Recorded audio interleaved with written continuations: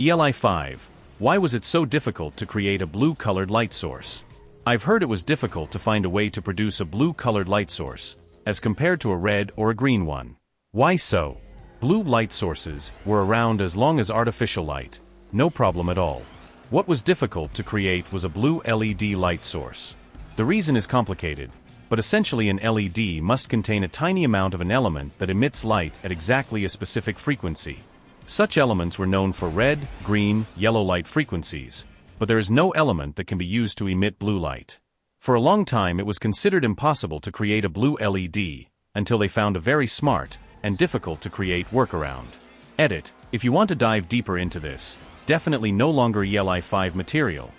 I can recommend the video by Veritasium on this topic. To go beyond this, everyone knew you could make a 3/V semiconductor with the right band gap for blue.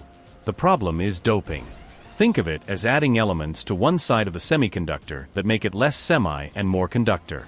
On the positive side, you would need to dope with magnesium. The problem is that the only atmosphere in a growing chamber that will grow good 3/V semiconductors, like GaN, InGaN, etc., is ammonia.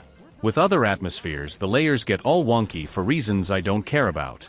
Unfortunately, when you deposit Mg in ammonia, instead of embedding Mg ions in the semiconductor, they grab some spare hydrogens from the NH3 on the way down and deposit as MgH molecules of various flavors.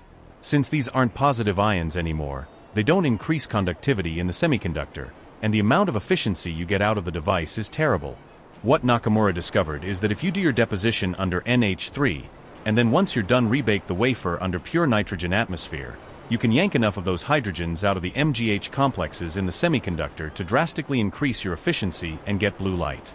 This also cracked the code on white LEDs, since white LEDs are just blue LEDs covered in a yellow phosphorus coating that emits yellow light when it's pounded with blue.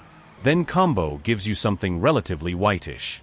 Note, this was my research topic in grad school and I'm published in the field, but it's been a dang decade so I'm pretty rusty, so I'm sorry if it's a bit vague.